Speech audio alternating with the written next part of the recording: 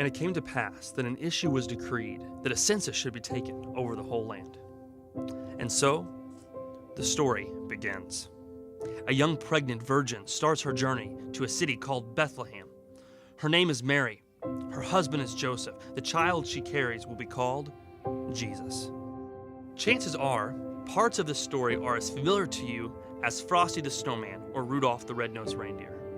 You're likely familiar with some parts of the Nativity, of a supernatural pregnancy, of a birth in a barn intended for animals, of shepherds on the hillside, and the wise men who came long distances to worship the baby king. It's classic Christmas.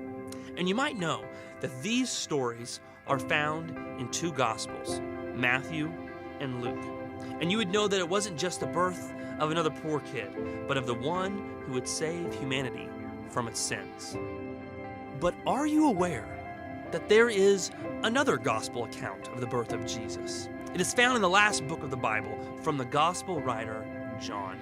His account starts at the edge of heaven as the clouds part and the chorus of a victory song is being played. He describes a beautiful woman dressed in the rays of the sun, standing on the moon. She is pregnant and in labor. Suddenly, a dragon appears, ugly as she is lovely.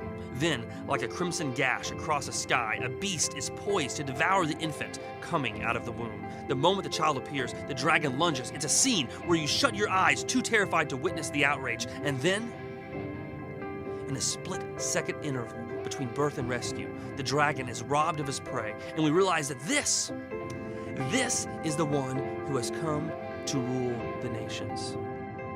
All along, we've been looking at a baby wrapped in a manger, but in reality, this child is a soldier sent from the war room of heaven, and he has declared battle against evil. Now that's quite a different story against the glow of the Christmas tree. It is the blockbuster epic with the A-list talent and Hollywood-level special effects.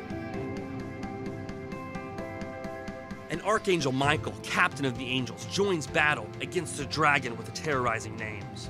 You know him as the devil, Satan, deceiver of the whole earth. This is the great beast who seeks to steal away God's plan of redemption for the world at the moment of his birth. But the devil and his host, they post no match, and they fall out of the sky, tossed and bounced unceremoniously out of heaven, landing like a pile of laundry on the ground. And the angels sang another kind of carol that night. It was a victory chant.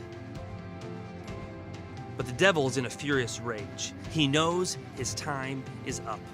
The immediate consequence of this birth is not Christmas carols, but a great war spread across the heavens. The serene images conceal the greater truth that when Jesus was born, it was in the context of a great struggle against sin. The tiny infant is, in fact, a mighty warrior. He brought peace on earth, but it was blow by blow from the moment he took his first breath, and it continued throughout his life until, on the cross, it cost the ultimate sacrifice.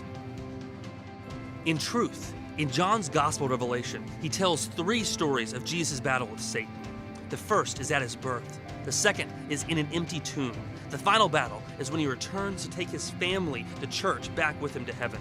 In that final return, he comes not as a little baby, but as the champion he has been all throughout this conflict. He rides in as a warrior on a white horse. It will be a victory parade, and waiting in dread will be the great beast as he faces his final demise. The conquered demon will ultimately be destroyed. Now, this probably isn't the Christmas story told to you as you crawled up on your grandfather's lap while stockings hung on the chimney with care. But maybe it should be.